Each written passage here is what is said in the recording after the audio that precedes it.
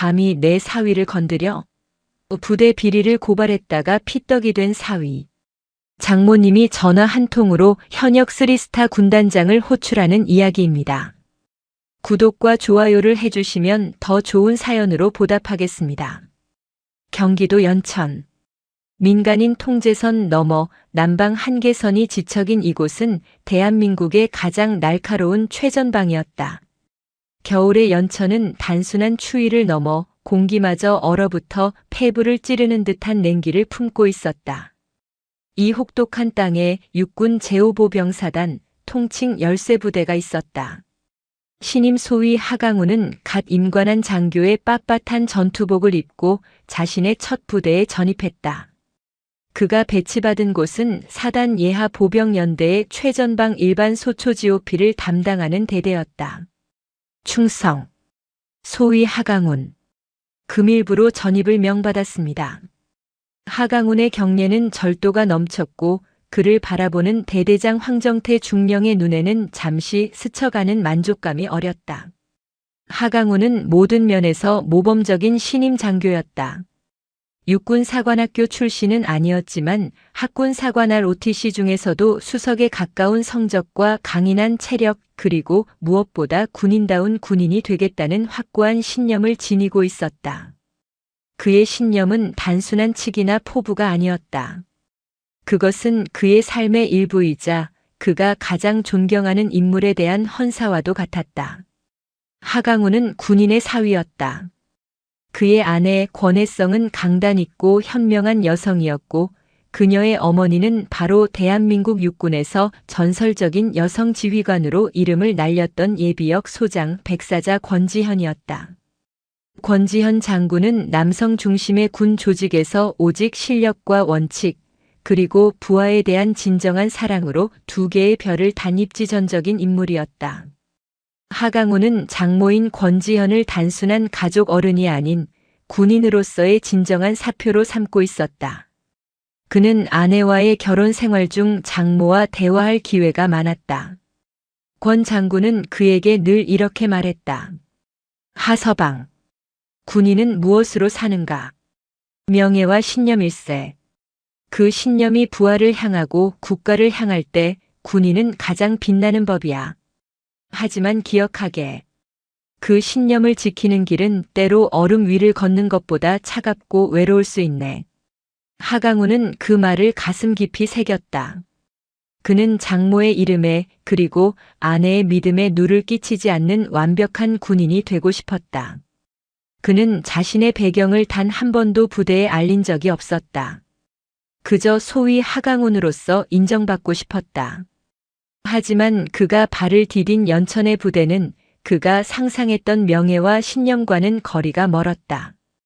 그의 직속 상관인 중대장 마동철 대위는 어딘가 비열한 구석이 있는 인물이었다. 부하들 앞에서는 강압적이었고 상급자 앞에서는 노골적으로 아첨했다. 그리고 그가 모시는 대대장 황정태 중령은 부대의 왕으로 군림하고 있었다. 하소위. 우리 대대는 말이야. 똘똘 뭉쳐야 해. 알지? 튀는 돌이 정 맞는다. 특히 너처럼 갓 들어온 새까만 소위가 멋모르고 깝치면 다치는 수가 있어. 마동철 대위가 첫 면담에서 그에게 던진 말이었다. 하강우는 그저 묵묵히 경례로 답했지만 불길한 예감이 그의 등줄기를 스쳤다.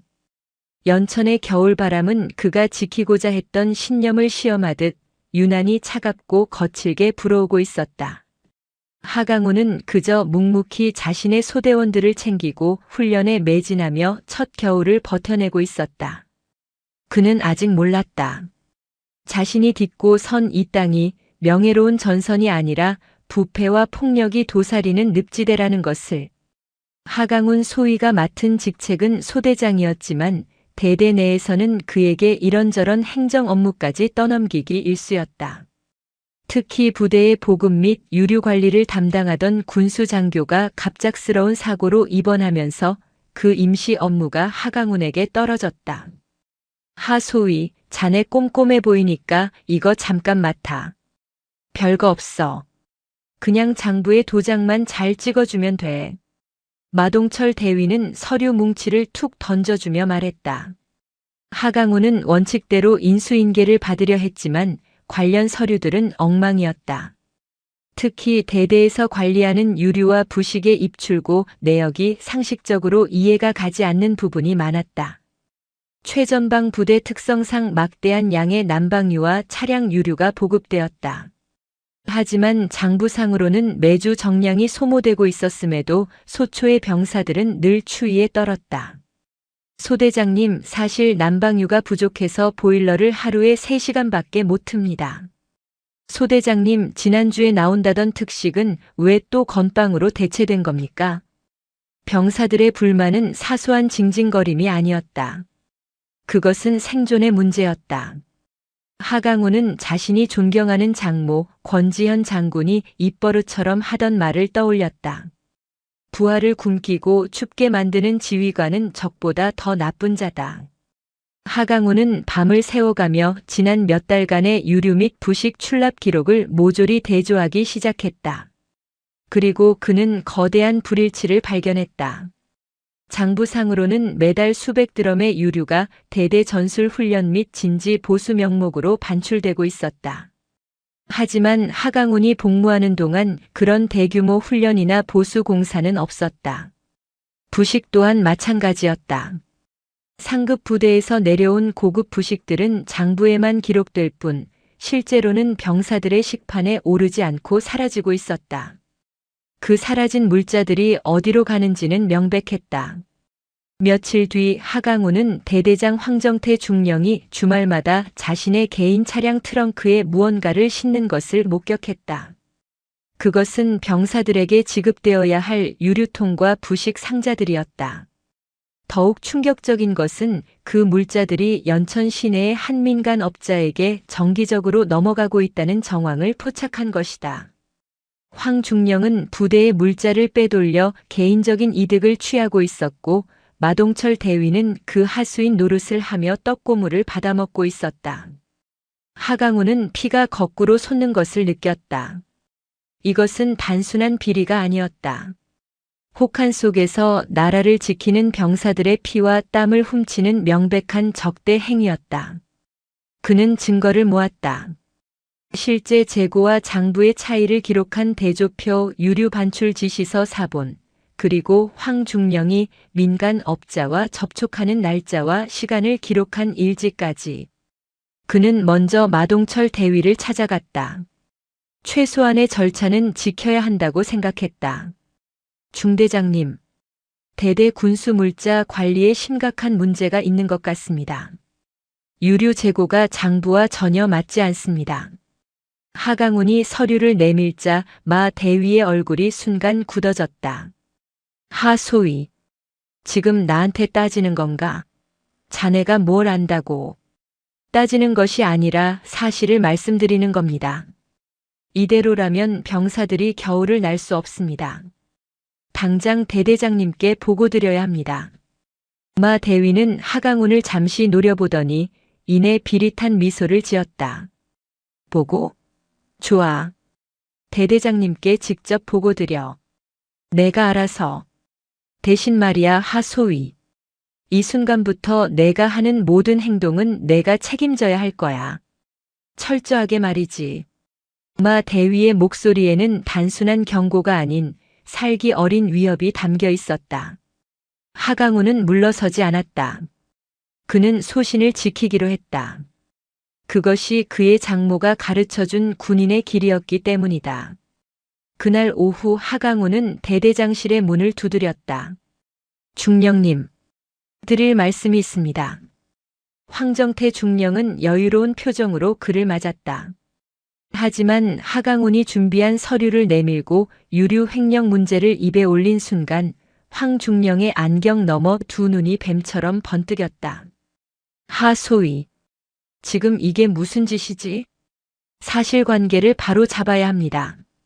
병사들의 권익이 침해당하고 있습니다. 권익? 하소위가 군대를 뭘로 보는 거야? 여기가 무슨 민주주의 토론장인 줄 알아? 상명하복. 그게 군대야. 너는 지금 내 상관을, 이 대대의 지휘관을 모욕하고 있어. 황중령은 서류를 집어 하강훈의 얼굴에 집어던졌다. 당장 안 꺼져. 넌 지금부터 이 시간부로 관심장교다. 조직에 적응 못하고 분란만 일으키는 폐급 장교. 마 대위.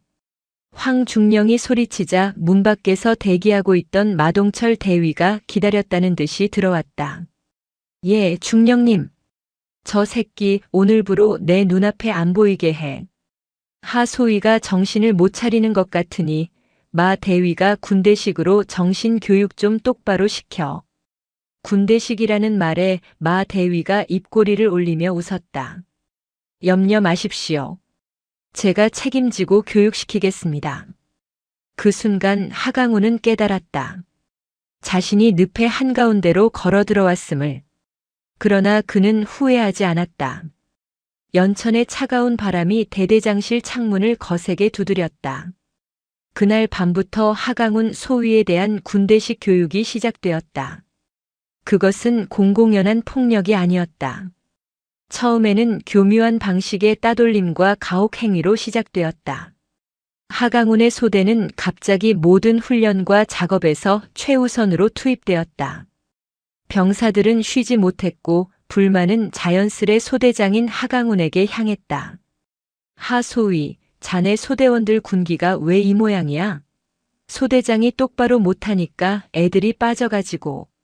마동철 대위는 사사건건 하강훈을 트집 잡아 전체 병력이 보는 앞에서 모욕을 주었다. 하강훈은 묵묵히 견뎌냈다. 병사들에게 미안했지만 자신의 소신이 틀리지 않았다고 믿었다. 하지만 황정태 중령과 마동철 대위는 그의 신념을 뿌리째 뽑아버리기로 작정한 듯 했다. 며칠 뒤 야간 전술 훈련이 끝난 깊은 밤이었다.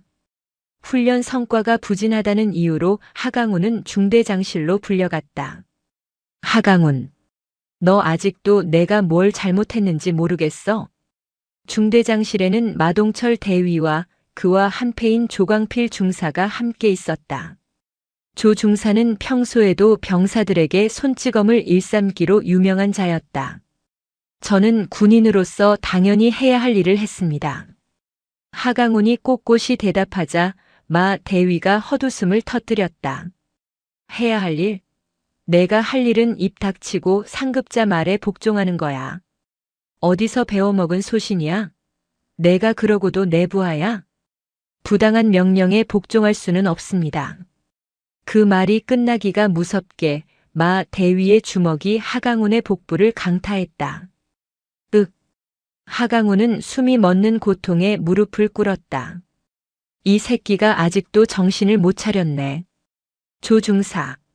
뭐해? 교육 시작해. 조광필 중사가 비열하게 웃으며 하강훈의 머리채를 잡아챘다. 소위님. 군대는 말입니다. 이렇게 배우는 겁니다. 그 순간부터 무자비한 구타가 시작되었다. 중대장실은 방음이 잘 되어 있었다. 그들의 폭력은 은밀하고 잔혹했다. 마 대위와 조 중사는 하강훈이 감히 내부 고발 따위를 생각했다는 사실에 분노하며 그를 조직의 배신자로 몰아갔다. 내가 감히 대대장님을 건드려? 내까지 소위 나부랭이가? 내가 그딴 서류 쪼가리 들이민다고 뭐가 바뀔 것 같았어? 주먹과 발길질이 쉴 새 없이 이어졌다. 하강훈은 사관학교에서 배운 무술로 저항할 수도 있었지만 그러지 않았다. 상관을 폭행하는 순간 자신은 모든 명분을 잃고 불명예스럽게 군복을 벗어야 함을 알았다. 그는 피를 토하면서도 이를 악물고 버텼다. 폭행은 그날 한 번으로 끝나지 않았다. 그들은 하강훈을 인적이 드문 대대 뒤편에 폐쇄된 탄약고나 보일러실로 끌고 갔다. 군화발로 짓밟고 뺨을 때리며 조롱했다. 어때 하소위? 아직도 소신이 살아있나? 내가 그렇게 존경한다는 내 장모님한테 이르지 그랬어. 아, 맞다. 아무도 모르지. 내 배경. 그들은 하강훈이 군인 집안의 사위라는 것까지는 몰랐지만 그가 어딘가 백을 믿고 깝죽거린다고 오해하고 있었다. 시간이 지날수록 하강훈의 몸은 만신창이가 되어갔다. 방탄 헬멧과 조끼로 가려지는 몸은 시커먼 피멍으로 뒤덮였다. 하지만 그들은 일부러 하강훈의 얼굴을 집중적으로 가격했다. 감히 고개를 들지 못하게 하려는 의도였다. 하강훈은 며칠 만에 눈두덩이와 입술이 터지고 광대뼈 부근이 시퍼렇게 부어올랐다. 그는 병사들 앞에 나서는 것이 두려워졌다. 그는 임무 수행 중 다쳤다고 둘러댔지만 부대의 공기는 이미 싸늘했다. 아무도 하강훈에게 말을 걸지 않았다. 그는 완벽하게 고립되었다. 그는 아내 권혜성과의 주말 영상통화도 피했다. 미안 혜성아. 이번 주말에 전술훈련 평가가 잡혀서 주말 내내 위성화면 고장난 것처럼 지지직거릴 거야. 그냥 전화로만 하자. 목소리는 쉬어 있었고 피로에 지쳐 있었다. 권혜성은 남편의 목소리에서 단순한 피로 이상의 절망감을 느꼈지만 차마 캐물을 수 없었다. 그저 몸 조심하라는 말밖에 할 수 없었다. 하강훈은 매일 밤 차가운 관물대에 기대어 홀로 고통을 삼켰다. 자신의 신념이 장모에게서 배운 그 굳건한 군인 정신이 이렇게 무참하게 짓밟히는 현실을 믿을 수 없었다. 그는 부러진 열쇠가 된 기분이었다. 더 이상 아무것도 열 수 없는 차갑고 쓸모없는 쇠조각. 그리고 그 주말. 하강훈의 비극을 모르는 그의 가족들이 근처로 나들이를 왔다가 그를 보기 위해 부대를 찾고 있었다. 그 주말 경기도 연천으로 향하는 자유로의 공기는 맑았지만 차가웠다.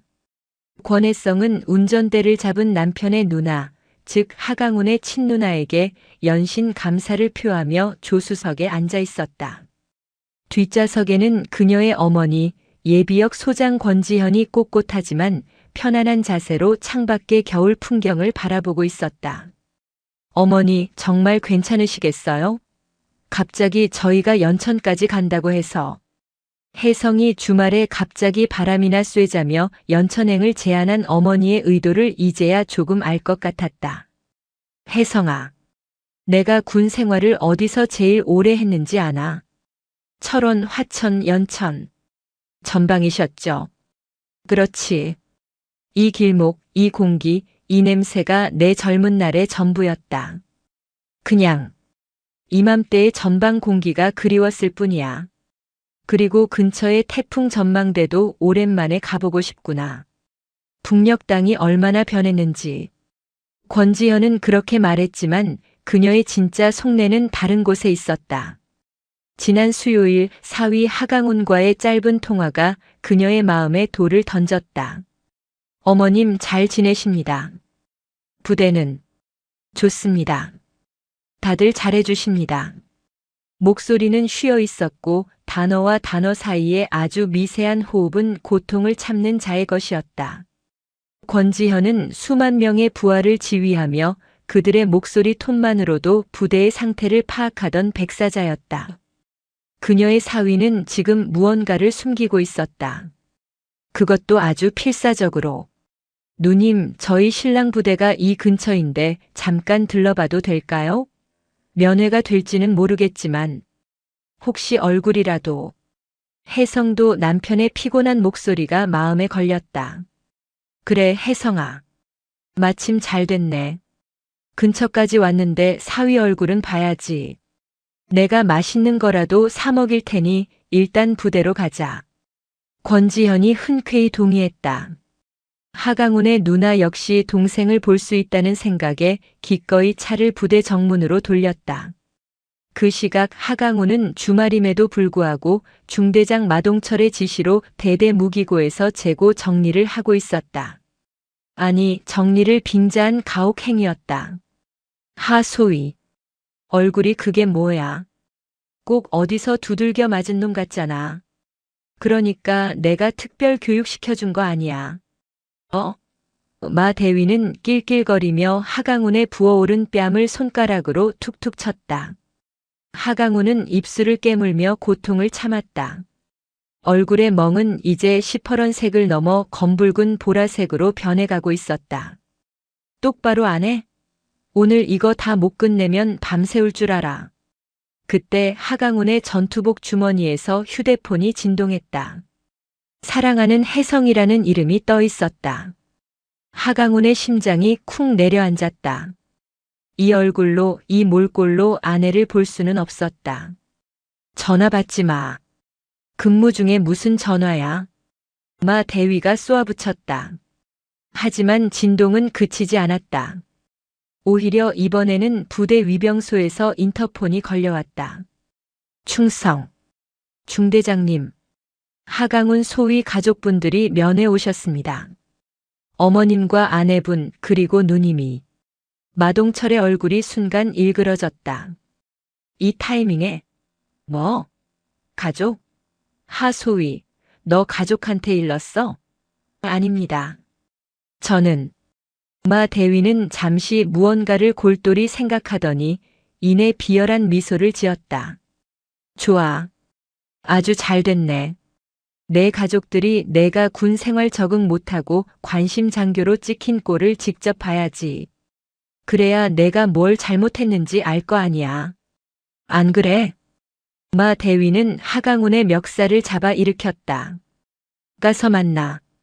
대신 헛소리 한마디라도 하면 내 군 생활이 아니라 내 인생이 끝날 줄 알아. 그리고 그 꼴. 감기 몸살 심하게 걸렸다고 해. 아니, 그냥 훈련받다 넘어졌다고 해.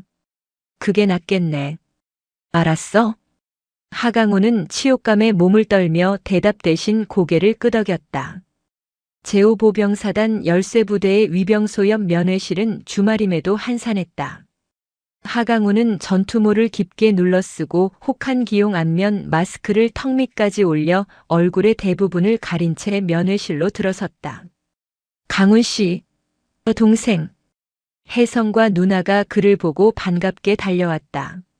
하지만 하강훈은 차마 그들을 정면으로 마주 않을 수 없었다. 왜 미리 말도 없이. 보고 싶어서 왔지. 근데 왜 이렇게 꽁꽁 싸맸어? 감기 걸렸어? 혜성이 그의 팔을 잡으며 걱정스럽게 물었다. 그때 뒷좌석에서 조용히 그들을 지켜보던 권지현이 천천히 차에서 내렸다. 하서방. 어머님. 여기까지 어쩐 일이십니까? 하강훈의 목소리는 마스크에 가려 웅얼거렸지만 그 떨림은 감출 수 없었다. 권지현의 날카로운 눈이 사위의 전신을 훑었다. 깊게 눌러쓴 전투모, 눈을 제외한 모든 것을 가린 마스크, 그리고 마스크로도 가려지지 않는 미세하게 부어오른 눈두덩이와 그 위에 시퍼런 흔적. 하서방. 실례일세. 그리고 가족 앞이야. 군인은 언제나 당당해야 하는 법. 그 답답한 것들 좀 벗지. 권지현의 목소리는 나지막했지만 거스를 수 없는 힘이 실려 있었다. 아, 괜찮습니다. 어머님, 제가 감기 기운이 심해서 옮기면 안 됩니다. 하강훈은 필사적으로 버텼다. 강훈 씨 괜찮아. 어머니도 나도 건강해. 잠깐 얼굴도 못 봐? 혜성이 애교 섞인 투로 그의 마스크에 손을 가져갔다. 안 돼. 하강훈이 자신도 모르게 소리치며 혜성의 손을 쳐냈다. 순간 면회실 앞 공기가 얼어붙었다. 혜성은 너무 놀라 눈이 커졌고 하강훈의 누나도 당황한 표정이 역력했다. 하강훈은 자신이 무슨 짓을 했는지 깨달았다. 혜성아 미안해. 내가. 하서방. 권지현이 다시 불렀다. 그녀의 눈은 더 이상 인자한 장모의 눈이 아니었다. 수천의 병력을 호령하던 백사자의 눈빛이었다. 벗게. 자네가 벗지 않으면 내가 지금 자네 주임원사를 부르겠네. 신임 소위가 실내에서 장모에게 결례를 범하고 있다고 말이지. 하강훈은 더 이상 버틸 수 없었다. 그는 천천히 천근 같은 손을 들어 전투모를 벗었다. 그리고 마스크를 내렸다. 혜성은 비명을 삼켰다. 그녀의 손이 저절로 입을 막았다. 눈앞의 남편은 그녀가 알던 늠름한 하강훈이 아니었다. 얼굴은 형체를 알아보기 힘들 정도로 부어 있었다. 한쪽 눈은 검붉은 멍으로 감겨 있었고 다른 쪽 눈두덩은 끔찍한 보라색이었다. 광대뼈는 찢어져 피딱지가 앉아 있었고 입술은 터져 부르터 있었다. 이것은 넘어진 상처가 아니었다. 이것은 명백한 잔인한 폭력의 흔적이었다. 강훈 씨, 이게 무슨 훈련받다가. 혜성은 말을 잇지 못하고 주저앉아 울음을 터뜨렸다. 하강훈의 누나도 창백해진 얼굴로 동생의 얼굴을 붙잡고 오열했다. 하강훈은 차마 고개를 들지 못했다. 수치심과 분노 그리고 가족에 대한 미안함이 뒤엉켜 눈물이 쏟아졌다. 그때 하강훈을 감시하러 따라 나왔던 마동철 대위가 이 광경을 보고 혀를 차며 면회실로 들어섰다. 아이고 이게 무슨 난리야. 하소위, 내가 조심하라고 했지. 신임 장교가 훈련 중에 너무 의욕만 앞서서 말이야. 산악 훈련 중에 대굴대굴 굴렀지 뭡니까? 마 대위는 상황을 파악하지 못한 채 권지현과 혜성을 그저 평범한 군인 가족으로 취급하며 너스레를 떨었다. 혜성이 울부짖으며 마 대위에게 달려들려 했다. 당신이 우리 남편 상관이야? 이게 넘어진 상처로 보여요. 진정하세요, 아주머니. 군대가 원래 좀 험한 곳입니다. 이 정도는 훈장이지. 그리고 하소위가 좀 적응을 못하는 편이라 저희가 특별히 신경 써서 훈련시키는 중입니다.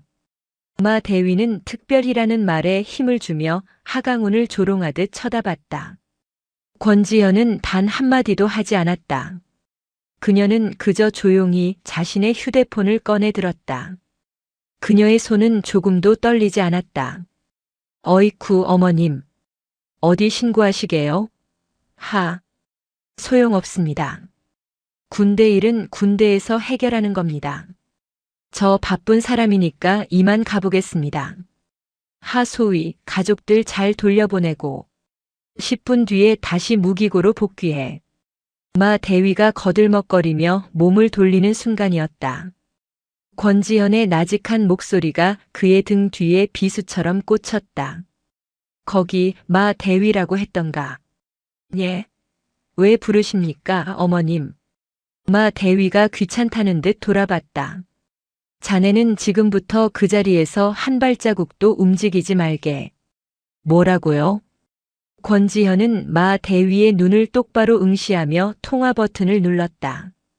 신호음이 2번 울리고 묵직한 중년 남성의 목소리가 들려왔다.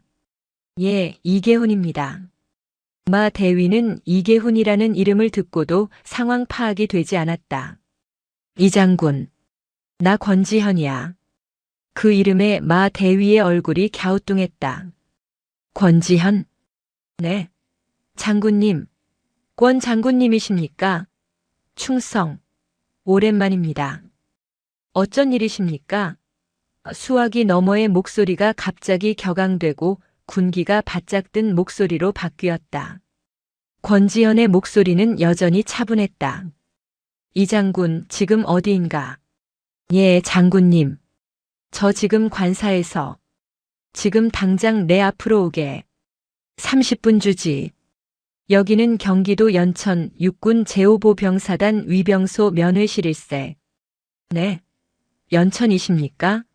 무슨 일 있으신지. 권지현은 하강훈의 피멍든 얼굴을 바라보며 말했다. 내가 자네를 7군단 참모장에서 지금의 3스타 육군 제6군단장으로 만들면서 뭐라고 했나? 부하들을 춥게, 굶주리게 그리고 맞게 하지 말라고 했네. 수화기 너머에서 헉하는 숨소리가 들렸다. 그런데 지금 내 눈앞에 내 사위가 자네가 관할하는 부대에서 얼굴이 형체를 알아볼 수 없을 정도로 두들겨 맞은 채 서 있네. 그것도 특별훈련이라는 이름으로. 장군님, 그게 무슨... 이계훈 장군. 자네 직계 후배가 아니었다면 난 지금 이 전화를 국방부 장관에게 하고 있었을 걸세. 30분. 자네 관할 사단장, 헌병대장, 감찰 참모 전부 대동해서 오게. 단 한 명이라도 늦으면 자네와 나는 내일 아침 국방부 정문에서 만날 줄 알게. 권지현은 그대로 전화를 끊었다. 마동철 대위는 그제야 자신이 무슨 짓을 했는지 깨달았다. 3스타 육군 제6군단장 이계훈. 그리고 그를 자네라고 부르며 당장 튀어오라고 명령하는 저 중년 여성. 권지현 장군. 백사자. 마동철의 얼굴에서 핏기가 사라졌다. 다리가 후들거려 그 자리에 주저앉을 뻔했다. 권지현은 창백해진 마 대위를 얼음 같은 눈으로 바라보며 말했다. 자네 이름이 마동철이라고 했나? 자네가 지금 할 일은 딱 하나야. 자네의 죽은 저 아이의 대대장을 지금 당장 여기로 부르게. 도망칠 생각은 말게. 이 위병소 반경 심리 안에 이미 내 사람들이 깔려 있으니. 물론 거짓말이었다. 하지만 공포에 질린 마 대위에게는 그것이 진실보다 더 무서운 예언처럼 들렸다. 그는 덜덜 떨리는 손으로 황정태 중령에게 전화를 걸기 시작했다. 연천의 겨울바람이 지옥의 입구에서 불어오는 바람처럼 느껴졌다. 마동철 대위가 황정태 중령에게 전화를 거는 손은 사시나무처럼 떨렸다. 그는 지금 이 상황을 어떻게 설명해야 할지 몰랐다. 중령님. 저 마 대위입니다. 무슨 일이야, 마 대위. 그 새끼 교육은 아직 안 끝났어? 가족들 돌려보내고 빨리. 그게 하소위 가족분들 중에 혹시 권지현 장군님을 아십니까? 권지현? 그게 누군데? 퇴물 예비역 나부랭이라도 돼? 빨리 처리해. 황정태는 자신의 운명을 알지 못한 채 귀찮다는 듯 내뱉었다. 예비역. 육군 소장. 백사자. 십니다. 그리고 지금 육군단장님을 여기로 호출하셨습니다. 수화기 너머에서 쨍그랑하고 무언가 깨지는 소리가 들렸다. 황정태 중령이 마시던 찻잔을 떨어뜨린 것이다. 뭐라고? 이 미친 새끼야. 그게 무슨 말이야? 육군단장? 권지현? 하강훈이 그 여자 사위라고. 그런 것 같습니다. 어떡합니까, 중령님? 어떡하긴. 이 새끼야, 내가 싼똥이잖아. 너 거기서 아무 말도 하지 마. 내가 지금 갈 테니까. 황정태는 전화를 끊고 관사에서 허둥지둥 전투복을 꿰어 입었다. 그의 머릿속은 하얘졌다. 권지현. 자신이 감히 상상조차 할 수 없는 군의 대선배이자 현 군단장의 하늘 같은 스승. 그 여자의 사위를 자신이 마 대위를 시켜 지시겨 놓았다. 그 사이 면회실의 공기는 살얼음판 같았다. 권지현은 울고 있는 딸 혜성과 하강훈의 누나를 자신의 차에 태우고 하강훈은 그 옆에 앉혔다. 혜성아, 울지 마라. 지금은 울 때가 아니다. 하서방, 자네는 지금부터 아무 말도 하지 말고 누가 물어도 대답하지 말게. 내가 말하기 전까지는. 그녀는 사위의 상처를 차 안에 구급함에서 꺼낸 소독솜으로 직접 닦아주었다. 그녀의 손길은 부드러웠지만 그녀의 눈은 한겨울에 얼어붙은 DMZ 철책선보다 더 차갑게 빛나고 있었다.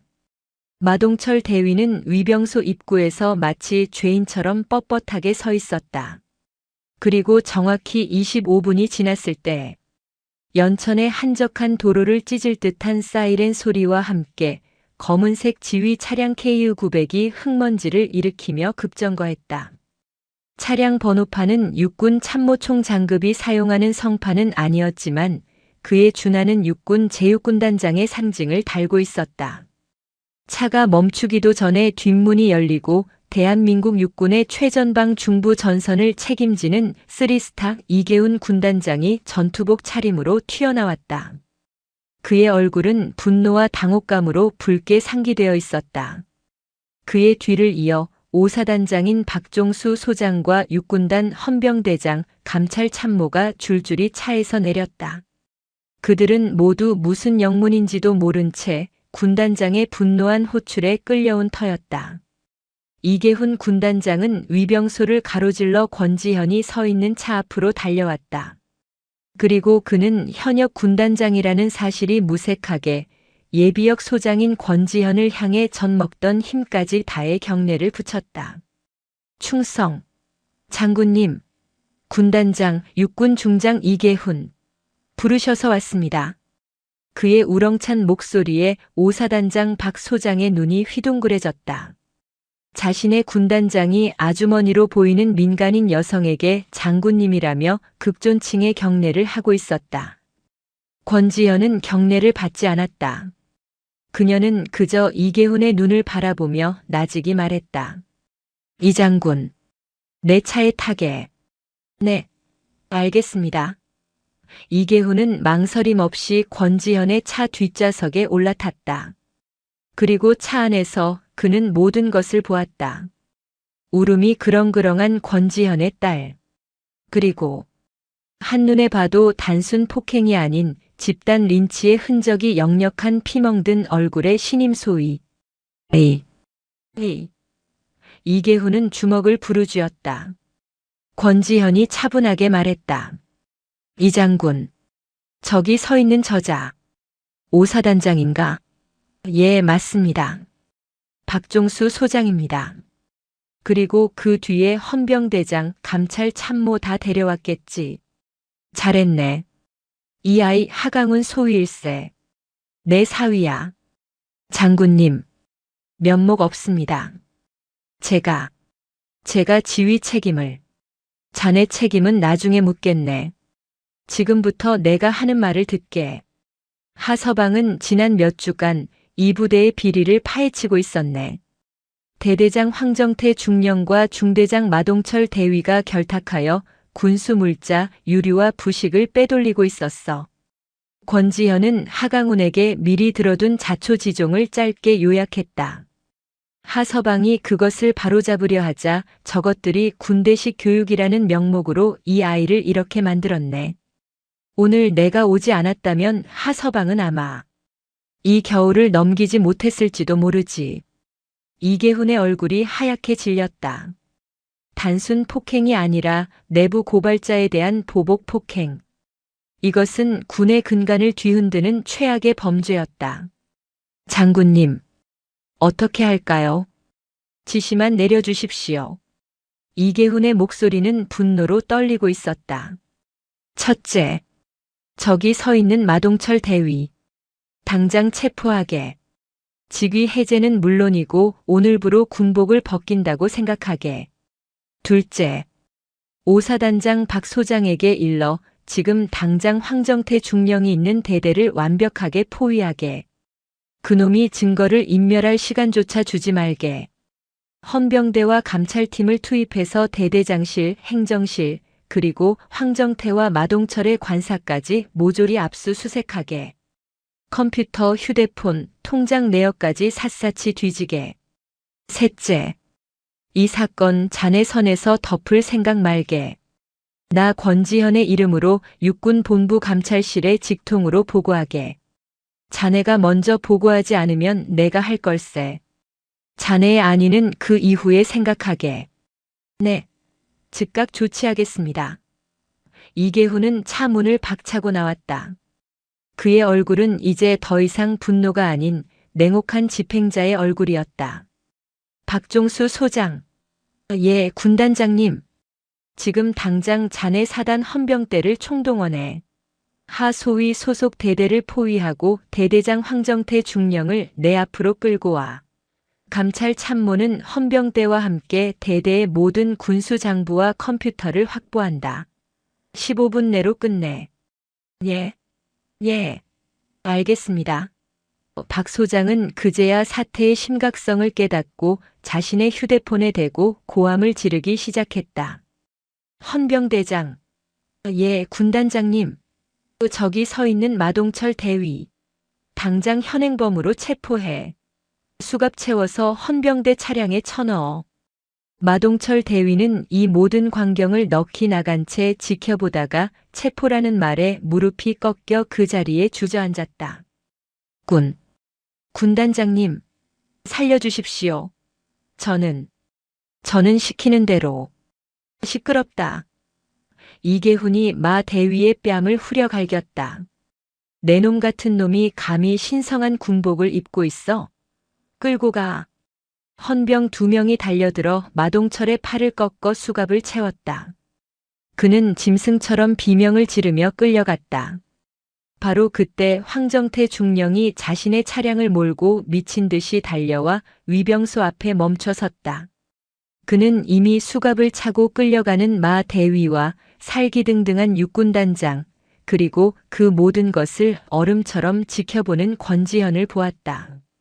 황정태는 차에서 내려 이계훈 군단장 앞으로 달려와 땅에 머리를 박을 듯이 고개를 숙였다. 군단장님, 충성, 대대장 황정태 중령입니다.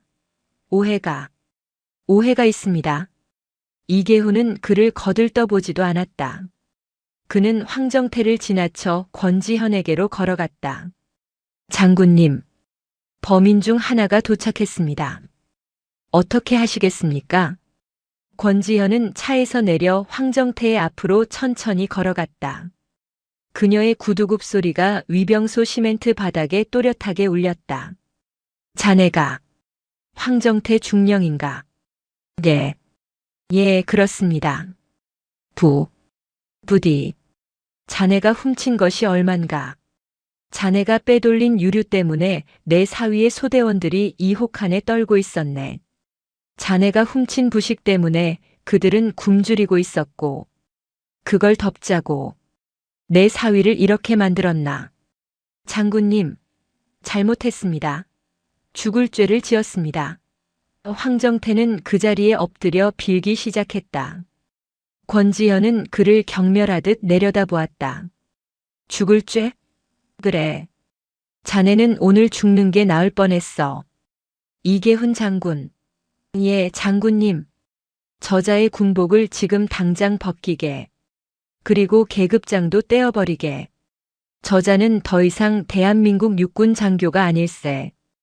헌병. 뭐하나. 저자의 계급장과 지휘관 휘장을 전부 떼어내. 그리고 마동철과 똑같이 체포해. 황정태는 자신의 어깨에 헌병의 손이 닿자 마지막 발악을 했다. 이러실 수 없습니다. 나도 억울합니다. 이건 닥쳐라. 이계훈의 불호령이 연천의 겨울 하늘을 찢었다. 내 놈의 억울함은 군사법정 가서 실컷 떠들어라. 한순간에 한 부대의 중대장과 대대장이 모두 체포되는 대한민국 육군 역사상 전무후무한 광경이 5사단 위병소 앞에서 펼쳐지고 있었다.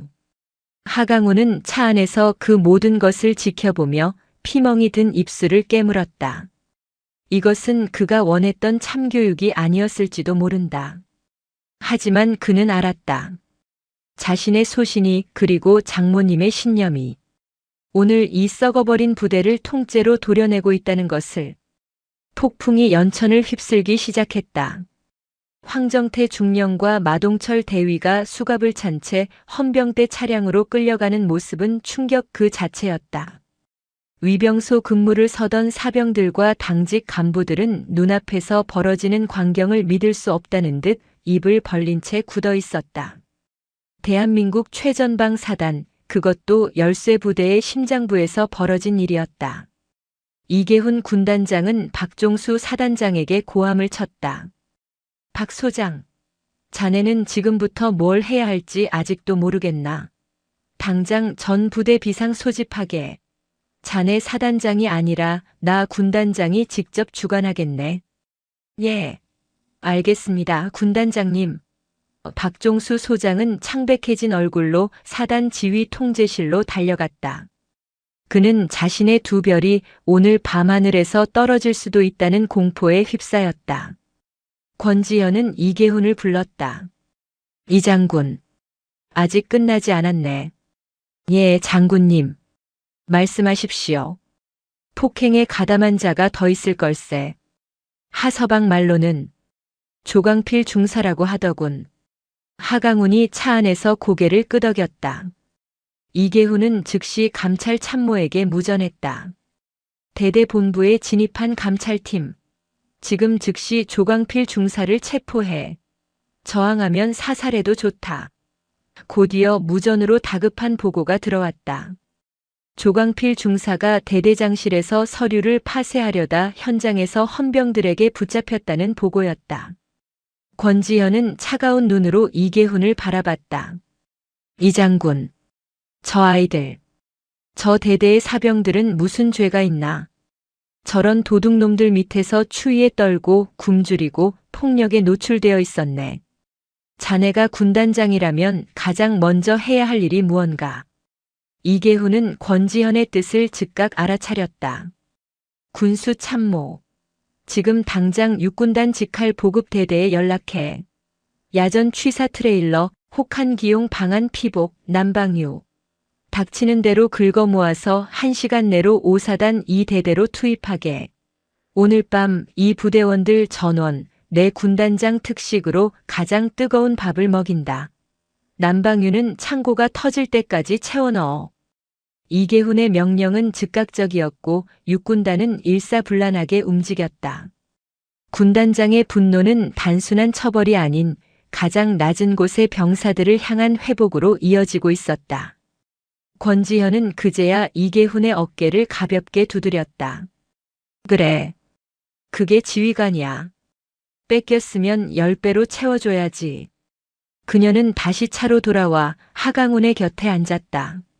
하서방. 많이 아팠나? 아닙니다. 어머님. 괜찮습니다. 아니. 아팠을 게야. 몸도 그리고 자네의 신념도. 하강훈은 고개를 숙였다. 자신의 신념이 꺾였다고 생각했던 순간들이 떠올라 눈시울이 뜨거워졌다. 고개를 들게. 자네는 부끄러운 짓을 한 게 아니야. 자네는 군인의 본분을 다했네. 이 늙은 장모가 가르쳐준 대로 신념을 지키려 했네. 다만 세상이 자네의 신념보다 더 더러웠을 뿐이야. 권지현은 사위의 부어오른 손을 따뜻하게 잡아주었다. 하지만 하서방. 독초는 이렇게 뿌리 뽑는 걸세. 한 번에 아주 고통스럽게 그 뿌리까지 모조리 드러내서 태워버려야 해. 오늘 자네의 피멍이 이 썩어 빠진 부대를 살리는 걸음이 될 걸세. 얼마 지나지 않아 대대 연병장에는 전 대대원이 집합했다. 영문도 모른 채 집합한 병사들은 어둠이 내리는 연병장에서 공포에 떨고 있었다. 이계훈 군단장은 연병장 단상에 올라섰다. 그의 뒤에는 오사단장과 군단 참모들이 도열했다. 나는 육군단장이다. 그의 목소리는 스피커를 타고 연천의 밤하늘을 울렸다. 제군들은 지난 몇 달간 추웠고 배고팠을 것이다. 그것은 국가가 제군들을 버려서가 아니다. 바로 제군들의 지휘관이었던 황정태 중령과 마동철 대위가 제군들에게 돌아가야 할 보급품을 훔쳤기 때문이다. 병사들 사이에서 거대한 술렁임이 일어났다. 그들의 불만은 소문이 아니라 사실이었다. 그들은 자신들의 배를 불리기 위해 제군들을 혹한 속에 방치했다. 이것은 단순한 비리가 아니다. 이것은 최전방을 지키는 전우를 배신한 적과 내통한 것과 같은 이적 행위다. 그리고 이계훈은 단상 아래 헌병들에게 붙들려 무릎 꿇고 있는 황정태, 마동철, 그리고 조광필을 가리켰다. 이들은 자신들의 범죄를 덮기 위해 이를 바로잡으려 한 정직한 장교를 집단으로 폭행하고 린치를 가했다. 이는 군 형법상 가장 무거운 범죄, 상관에 대한 폭행 및 보복 범죄다. 이계훈은 하강훈을 단상으로 불렀다. 여기 하강훈 소위가 그 증인이다. 제군들은 이 얼굴을 보라. 이것이 제군들을 위해 싸운 장교의 얼굴이다. 피멍이 든 하강훈이 단상에 서자 병사들은 충격에 빠졌다. 자신들의 소대장이 자신들의 추위와 배고픔을 해결하려다 저렇게 되었다는 사실을 깨달았다. 일부 병사들은 분노의 차소리를 질렀고 일부는 미안함에 눈물을 글썽였다. 황정태, 마동철, 조강필. 이 세 명은 오늘부로 모든 직위에서 해임되며 군사법정 최고형에 처해질 것이다. 또한 이들의 비리를 묵인하거나 방조한 모든 간부들 역시 단 한 명도 용서치 않을 것이다. 이계훈은 오사단장을 돌아보았다. 박 소장, 자네는 이 모든 일이 벌어지는 동안 무얼 했나? 자네의 지휘 책임을 통감하고 내일 아침 육군본부에 그 책임을 보고하게. 자네의 별은 오늘 밤 이 병사들의 추위만큼이나 무거울 걸세. 박종수 사단장은 고개를 숙인 채 아무 말도 하지 못했다. 그의 군 생활은 사실상 끝이 났다. 대신 이계훈은 다시 병사들을 바라보았다. 오늘 밤 군단은 제군들에게 즉각적인 지원을 약속한다. 지금 이 시간부로 제군들의 내무반은 가장 뜨거운 난방으로 채워질 것이며 군단 직할 취사 트레일러가 제군들을 위한 가장 따뜻한 저녁을 준비할 것이다. 그의 말이 끝나자마자 대대 입구로 육군단 마크를 단 보급 트럭들이 줄지어 들어오기 시작했다. 유류 트럭, 식자재 트럭, 그리고 신형 방한 피복을 가득 실은 트럭들이었다. 병사들 사이에서 믿을 수 없다는 탄성과 함께 마침내 환호성이 터져나왔다. 권지현은 그 모습을 차 안에서 조용히 지켜보고 있었다. 혜성아, 이제 됐다. 그녀는 딸과 사위를 바라보며 처음으로 부드럽게 미소 지었다. 이계훈 군단장은 단상에서 내려와 권지현에게 다시 한번 경례했다. 장군님, 부대를 정상화시키겠습니다. 그래, 이 장군. 오늘 자네는 군단장으로서의 역할을 다했네. 하지만 명심하게. 오늘 이 일은 시작일 뿐이야. 자네 관할의 다른 부대에도 이런 독초가 자라고 있지 않은지 모조리 뽑아내게. 예, 명심하겠습니다. 이계훈은 하강훈에게 다가와 그의 손을 잡았다. 하소위, 정말 미안하고 고맙네. 자네 같은 장교가 우리 군의 희망이야. 자네의 그 멍든 얼굴이 오늘 수백 명의 병사를 살렸네. 아닙니다. 군단장님, 자네의 보직은 내가 책임지고 옮겨주겠네. 원하는 곳이 있나? 이계훈의 제안에 하강훈은 잠시 망설였다. 그는 아내와 장모를 바라보았다. 권혜성은 그저 남편의 결정을 기다리고 있었다. 하강훈은 피멍든 얼굴로 가장 또렷한 목소리로 대답했다. 군단장님, 저는 이 부대에 남고 싶습니다. 뭐라고? 저는 오늘 제 병사들의 얼굴을 보았습니다. 그리고 이 부대가 다시 태어나는 것을 제 눈으로 보고 싶습니다.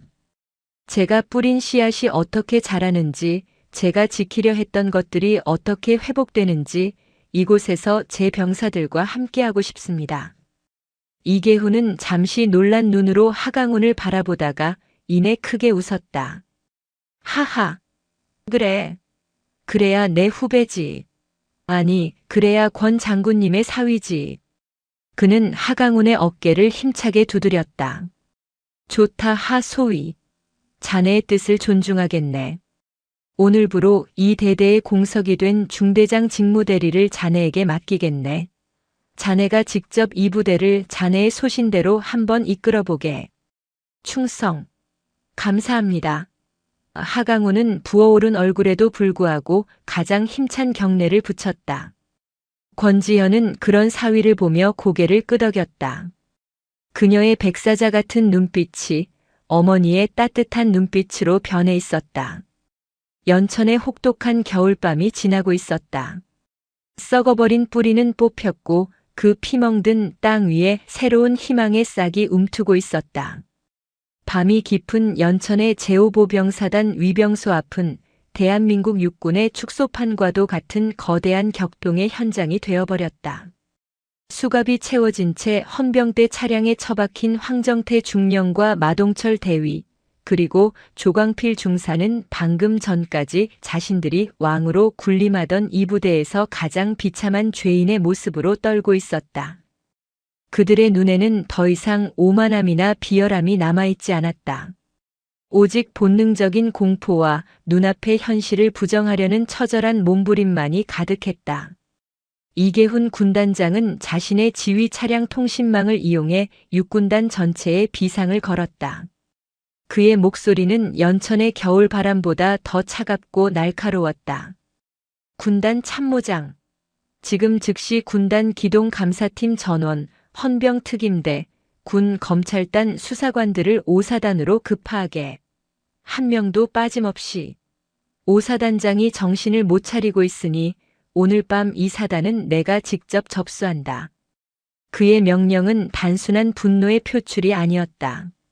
그것은 백사자 권지현 장군이 지켜보는 앞에서 자신의 스승이자 군의 대선배에게 자신이 그녀의 가르침을 잊지 않았음을 증명하는 의식이기도 했다. 권지현은 차 안에서 피멍이 든 사위 하강훈의 얼굴을 물끄러미 바라보고 있었다. 그녀의 딸 혜성은 여전히 남편의 손을 붙잡고 가늘게 떨며 울고 있었고, 하강훈의 누나는 망연자실한 표정으로 동생의 처참한 모습을 애써 외면하고 있었다. 혜성아. 권지현이 나직이 딸을 불렀다. 그만 울어라. 내 남편은 지금 군인으로서 가장 명예로운 상처를 입은 것이다. 불의에 맞서 싸운 훈장이야. 내가 울면 하서방의 신념이 꺾인다. 그 말에 혜성은 눈물을 꿀꺽 삼켰다. 그녀는 붉어진 눈으로 남편을 바라보았다. 하강훈은 그런 아내를 보며 아프게 웃어 보였다. 권지현은 차에서 내려 이계훈 군단장에게 다가갔다. 박종수 사단장은 감히 그들 곁에 다가오지도 못한 채 10m쯤 떨어진 곳에서 안절부절 못하며 자신의 참모들에게 고함만 지르고 있었다. 이 장군. 예, 장군님. 저기 끌려가는 저 새놈. 저것들로 끝이 아닐세. 뿌리가 깊은 독초는 줄기만 잘라내서는 안 돼. 그 뿌리를 뽑아내고 그들이 자라던 땅까지 모조리 불태워야 하는 법이야. 황정태가 중령 계급장을 달고 이 최전방 대대장으로 올 때까지 누군가는 그를 밀어주고 누군가는 그의 비리를 눈감아줬을 걸세. 오사단장인가? 권지현의 시선이 멀찍이 서 있는 박종수 소장에게 향했다. 이계훈은 식은땀을 흘리며 대답했다. 박 소장은 제가 군단장으로 부임하기 전부터 사단장 자리에 있었습니다. 육군 본부 쪽 연줄이 두터운 것으로 압니다. 하지만 장군님 염려 마십시오. 이번 기회에 재관할 구역의 모든 적폐를 도려내겠습니다. 설령 그 끝이 육군 본부라 할지라도 장군님의 사위가 피 흘려 지킨 이 신념을 제가 짓밟을 수는 없습니다. 좋은 대답이네. 권지현은 만족스러운 듯 고개를 끄덕였다. 그때였다. 대대 정문 쪽에서부터 거대한 엔진 소리와 함께 헤드라이트 불빛의 행렬이 이어졌다. 육군단 마크를 단 야전 취사 트레일러 4대, 난방유를 가득 실은 유조차 2대, 그리고 신형 방한 피복과 전투 식량을 가득 실은 보급 트럭 7대가 위병소를 통과해 대대 연병장으로 진입하고 있었다. 이계훈 군단장이 하강훈에게 중대장 직무대리를 맡기며 지시했던 병사들을 위한 조치가 1시간도 채 되지 않아 군단 직할 부대의 전폭적인 지원으로 실현되고 있는 순간이었다. 연병장에 비상 소집되어 있던 병사들은 그 광경을 너클 잃고 바라보았다. 그들은 자신들의 대대장과 중대장이 체포되는 충격적인 상황보다도 지금 눈앞에 펼쳐지는 이 비현실적인 보급에 더 큰 충격을 받았다. 저거. 군단장 직할 취사 트레일러 아니냐? 미쳤다. 저기서 나오는 밥. 훈련소 이후로 처음 보는 건데. 난방유다. 유조차 들어온다. 야, 우리 이제 안 추워도 되는 거냐? 병사들의 웅성거림은 곧 환호성으로 바뀌었다. 그들은 추위와 배고픔 그리고 폭력에 절어있던 지난 몇 달간의 서름을 한순간에 폭발시켰다. 군단장이 직접 파견한 군수 참모가 연병장 단상에 올라 마이크를 잡았다. 제육군단장님의 명령이다. 오늘 밤 이 부대 전 장병은 군단에서 직접 공수한 가장 따뜻한 밥과 국을 먹는다. 모든 내무반의 난방은 잠들기 전까지 최대치로 가동한다. 부족한 물자는 날이 밝는 대로 추가 보급할 것이다. 와! 연병장은 함성으로 뒤덮였다. 하강우는 차 안에서 그 모습을 지켜보며 자신의 찢어진 입술 새로 뜨거운 눈물이 흐르는 것을 느꼈다. 자신이 지키려 했던 것, 자신이 원했던 것은 거창한 정의가 아니었다. 그저 자신의 병사들이 춥지 않고 배고프지 않고 부당하게 맞지 않는 것, 그것뿐이었다. 이계훈 군단장은 단상으로 걸어 올라가 하강훈의 어깨를 붙잡고 그를 병사들 앞에 세웠다. 갑작스러운 행동에 하강훈이 당황했지만 이계훈은 그의 귓가에 나직이 말했다. 하소위, 자네가 이 환호의 주인일세. 자네의 피멍이 이 모든 것을 가능하게 했네. 이계훈은 마이크를 잡고 다시 한번 포효했다. 병사들은 들어라. 이 모든 것은 여러분의 곁에서 불의를 참지 않았던 여러분의 선임 장교 하강훈 소위가 있었기에 가능한 일이다. 여러분을 춥고 배고프게 만든 자들은 저렇게 끌려갔지만 여러분을 위해 피 흘린 지휘관은 지금 여러분 앞에 서 있다. 병사들의 시선이 일제히 하강훈에게 향했다. 그의 끔찍하게 부어오른 얼굴, 피로 얼룩진 전투복. 그들은 이제야 모든 진실을 깨달았다. 자신들이 패급 장교 적응 못하는 소위라고 수군대던 그가 사실은 자신들을 위해 가장 처절한 싸움을 벌이고 있었다는 것을. 하강훈 소위님, 누군가 먼저 외쳤다. 감사합니다.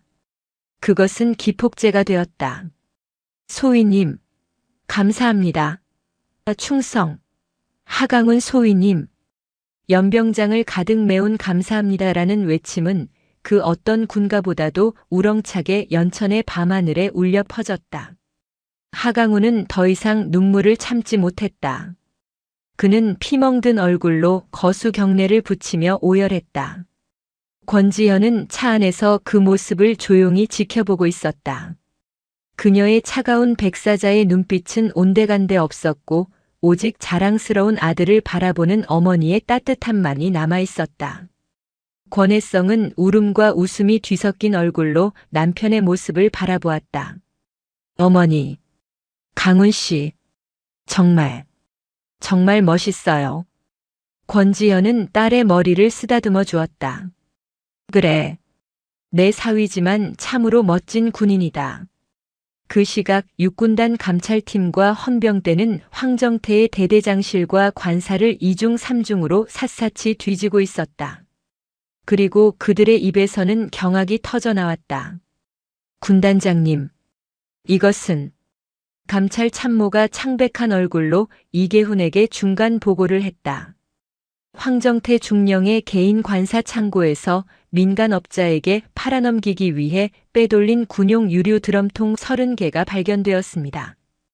또한 병사들에게 지급되어야 할 동계 전투 식량 수백 박스와 사단에 상납하기 위해 따로 보관한 것으로 보이는 고급 주류 및 식자재가 창고를 가득 채우고 있었습니다.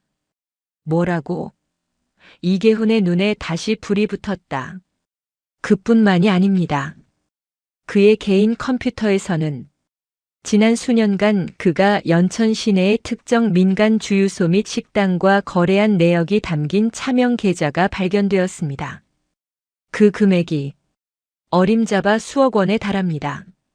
수억 원.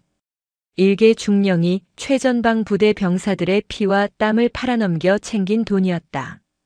그리고 마동철 대위의 관물대에서는 하강훈 소위를 폭행할 때 사용한 것으로 보이는 야구방망이와 병사들에게 불법적인 사채 놀이를 하며 뜯어낸 이자를 기록한 장부가 발견되었습니다. 이계훈은 주먹을 너무 세게 쥔 나머지 손이 하얗게 질렸다. 에이, 이게만도 못한 놈들. 그는 권지현을 바라보았다. 권지현은 아무 말 없이 그를 응시했다. 내가 알아서 처리해라는 무언의 압력이었다. 이계훈은 결심했다. 이 사건은 단순히 황정태와 마동철을 처벌하는 선에서 끝낼 수 없었다. 이 부대, 아니, 이 5사단 전체를 갈아엎어야 했다. 박종수 소장, 당장 이리로 오지 못해. 이계훈의 고함에 박 소장이 황급히 달려왔다. 예, 군단장님. 자네. 이 쓰레기 같은 놈이 자네 사단에서 이런 짓을 벌이는 동안 자네는 도대체 뭘 했나? 육군 본부에 줄이나 대고 승진할 생각에 눈이 멀어서 부하들이 굶어 죽어가는 꼴은 보이지도 않았나? 군단장님, 저는 정말 몰랐습니다. 닥쳐라. 몰랐다는 것은 지휘관으로서 가장 큰 죄악이다. 자네는 오늘부로 5사단장 직무에서 해제된다. 당장 군단 사령부로 가서 대기해. 자네의 거취는 내가 아니라 육군 참모총장님께서 결정하실 것이다. 내일 아침 나는 자네를 포함한 5사단 지휘부 전원에 대한 직무유기 및 비리 방조 혐의로 육군 본부에 정식 감사를 요청할 것이다. 군단장님. 박종수 소장의 얼굴이 잿빛으로 변했다. 두 개의 별이 하강훈 소위의 피멍 위로 처참하게 떨어져 내리는 순간이었다. 연천의 그날 밤은 길었다. 병사들은 태어나서 가장 맛있는 저녁밥을 먹었고 가장 따뜻한 내무반에서 잠이 들었다. 하강훈은 아내와 누나의 부축을 받으며 군단 의무대의 응급치료를 받았다. 권지현은 이계훈에게 마지막 말을 남기고 차에 올랐다. 이 장군, 내 사위가 저 부대에 남겠다고 했네. 중대장 직무대리. 좋은 생각이야. 하지만 명심하게. 저 아이가 다시는 오늘과 같은 일을 겪지 않도록 하게. 저 부대가 아니 자네의 육군단이 대한민국에서 가장 깨끗하고 가장 강한 부대가 되어야 하네. 그게 자네가 나에게 그리고 내 사위에게 보여줘야 할 참된 참교육일세. 명심하겠습니다, 장군님. 이계훈은 권지현의 차가 연천의 어둠 속으로 사라질 때까지 부동자세로 경례를 붙였다. 백사자의 분노는 끝났지만 군단장의 진짜 참교육은 이제 막 시작되고 있었다. 새벽이 밝아오는 연천의 하늘은 피멍이 든 하강훈의 얼굴처럼 검붉은 빛을 띠고 있었다. 하강훈은 군단 의무관에게 응급치료를 받았다. 광대뼈에는 실금이 갔고 갈비뼈 2대가 부러졌으며 전신은 타박상으로 성한 곳이 없었다. 전치 6주의 중상이었다. 하소위, 자네는 지금 당장 군단 병원에 입원해야 하네. 이 몸으로 무슨 중대장 직무대리야. 이계훈 군단장이 안타까운 듯 말했지만 하강훈은 고개를 저었다. 군단장님, 괜찮습니다. 제가 쓰러지면 저를 보고 환호했던 제 병사들이 다시 절망할 겁니다. 저는 괜찮습니다. 제 자리를 지키게 해주십시오. 그의 꺾이지 않는 눈빛을 본 이계훈은 더 이상 권하지 않았다. 대신 군단 최고의 정형외과 군의관을 대대로 파견하여 하강훈을 밀착 치료하도록 지시했다. 그의 아내 권혜성과 누나는 밤새 남편과 동생의 곁을 지켰다. 혜성은 하강훈이 남겠다고 했을 때 반대하지 않았지만 막상 그의 끔찍한 상처를 보니 마음이 무너졌다. 강훈 씨, 정말 괜찮겠어요? 혜성아, 나는 군인이야. 그리고 당신은 그런 군인의 아내고 어머님은 그런 군인의 어머니셨잖아. 우린 괜찮을 거야. 하강훈은 아내를 안아주었다. 부러진 갈비뼈가 아려왔지만 그보다 더 큰 사랑과 책임감이 그를 지탱했다. 권지현 장군의 차가 떠난 직후 육군단은 그야말로 전광석화처럼 움직였다. 날이 밝기가 무섭게 어제 저녁 직위 해제된 박종수 사단장을 대신하여 육군단 부군단장이 5사단 사단장 직무대리로 파견되었다. 동시에 육군본부에서도 이 사태의 심각성을 인지하고 권지현 장군의 이름과 이계훈 군단장의 정식 보고가 올라가자 즉각 특별합동수사본부를 구성하여 5사단으로 급파했다. 황정태, 마동철, 조광필은 육군단 헌병대 영창에 수감되어 군 검찰의 강도 높은 조사를 받기 시작했다. 그들의 범죄는 파면 팔수록 거대한 악취를 풍겼다. 황정태 중령은 단순히 유류와 부식을 빼돌린 것이 아니었다. 그는 연천 지역의 민간업자들과 결탁하여 진지보수 공사 명목으로 허위 서류를 꾸며 막대한 예산을 타냈고 그 돈의 대부분을 횡령했다. 또한 병사들의 외출, 외박을 통제하며 자신의 부모가 운영하는 펜션이나 식당을 이용하도록 강요하는 군인 장사까지 서슴지 않았다. 그의 뒤에는 박종수 사단장에게 정기적으로 상납을 해왔던 5사단 감찰 및 군수 계통의 장교들이 있었다. 그들은 황정태의 비리를 눈감아주는 대가로 승진을 보장받거나 떡고물을 나눠 가졌다. 마동철 대위는 더 악랄했다. 그는 병사들의 월급을 대상으로 불법 사채 놀이를 했고 돈을 갚지 못하는 병사들에게는 가혹 행위와 폭력을 일삼았다. 또한 휴가 복귀 시 상납품을 강요했으며 이에 불응하는 병사는 하강훈처럼 관심 병사로 낙인 찍어 군 생활을 지옥으로 만들었다. 하강훈에게 가한 폭력은 그가 저지른 수많은 악행 중 하나에 불과했다. 조광필 중사는 마동철의 하수인 노릇을 하며 병사들을 직접 구타하고 괴롭히는 행동대장이었다. 이 모든 사실은 하강훈이 목숨을 걸고 모았던 초기 증거 자료와 대대장과 중대장이 동시에 체포되는 모습을 본 병사들의 용기 있는 증언들이 더해져 낱낱이 밝혀졌다. 참교육은 혹독했다. 이계훈 군단장은 군단 전체에 부패와의 전쟁을 선포했다. 단 한 명의 병사라도 춥거나 굶주리거나 부당한 폭력에 시달린다면 그 부대 지휘관은 즉시 군복을 벗을 줄 알아라. 권지현 장군님께서 지켜보고 계신다. 권지현 장군의 이름은 백사자의 전설과 함께 육군단 전체에 울려 퍼지며 그 어떤 감찰관의 칼보다 더 무서운 규율이 되었다. 박종수 소장은 결국 불명예 전역 조치되었다. 그의 2개의 별은 하강훈의 피멍값으로 지불되었다. 황정태의 비리를 묵인했던 5사단 참모들 역시 줄줄이 직위 해제되고 육군 교도소로 향했다. 황정태와 마동철, 조광필은 군사재판에 회부되었다. 그들의 재판은 이례적으로 공개 재판으로 진행되었으며 하강훈이 중대장 직무대리로 있는 대대의 병사들이 직접 참관했다. 법정에서 그들은 끝까지 자신들의 죄를 뉘우치지 않았다. 억울합니다. 군대라는 조직이 원래 그런 곳입니다. 하강훈 소위가 너무 이상주의에 빠져 조직의 물을 흐린 것입니다. 황정태가 발악하듯 외쳤다. 그때 증인석에 하강훈이 섰다. 아직 멍이 다 가시지 않은 얼굴이었지만 그의 눈빛은 그 어느 때보다 형형했다. 피고인 황정태 중령. 당신이 말하는 조직이란 무엇입니까? 병사들의 피를 빨아먹고 당신의 배를 채우는 것이 조직입니까? 추위에 떠는 부하를 외면하고 그들의 식량을 훔치는 것이 군대라는 조직입니까? 하강훈의 목소리는 낮았지만 법정 전체를 울렸다. 당신들은 군인이 아닙니다. 당신들은 적보다 더 무서운 우리 군의 암덩어리였습니다. 나는 내 부하들을 그 암덩어리로부터 지키려 했을 뿐입니다. 재판정은 숙연해졌다. 군사법원의 판결은 신속하고 단호했다. 피고인 황정태 군용물 횡령, 직권 남용, 부하 폭행 교사. 징역 15년.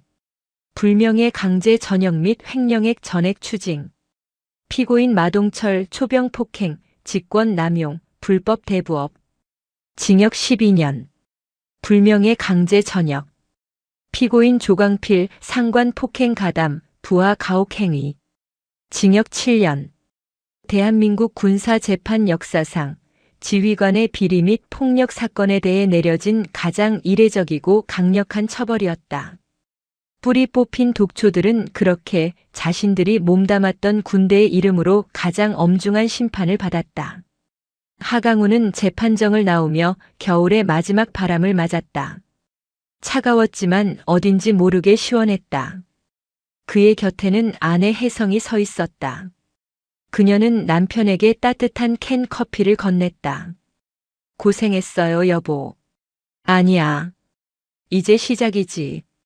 하강우는 커피를 한 모금 마시며 저 멀리 자신이 돌아가야 할 부대를 바라보았다. 그가 중대장 직무대리로 돌아온 부대는 모든 것이 바뀌어 있었다. 일단 대대장이 바뀌었다. 이계훈 군단장은 자신의 직속 부관 중 가장 강직하고 원칙주의자로 소문난 전투 경험이 풍부한 소령을 대대장 직무대리로 급파했다. 새로운 대대장의 이름은 강철중이었다. 이름처럼 강철 같은 신념을 지닌 그는 하강훈과 완벽한 호흡을 맞췄다. 하강훈은 가장 먼저 부대의 문화를 바꾸기 시작했다. 그는 찢어진 입술로 병사들 한 명 한 명과 면담했다. 나는 너희들의 대대장, 중대장에게 맞은 사람이다. 너희는 어땠나? 말해다오. 이제는 말해도 된다. 내가 너희를 지켜주겠다. 내 장모님이 그리고 군단장님이 우리를 지켜보고 계신다. 처음에는 머뭇거리던 병사들이었다. 하지만 하강훈의 진심과 실제로 따뜻해진 내무반, 풍족해진 식사를 경험하며 그들은 얼어붙었던 마음의 문을 열기 시작했다. 마동철과 조광필에게 당했던 폭력, 부조리, 상납 강요. 모든 골마 터진 상처들이 쏟아져 나왔다.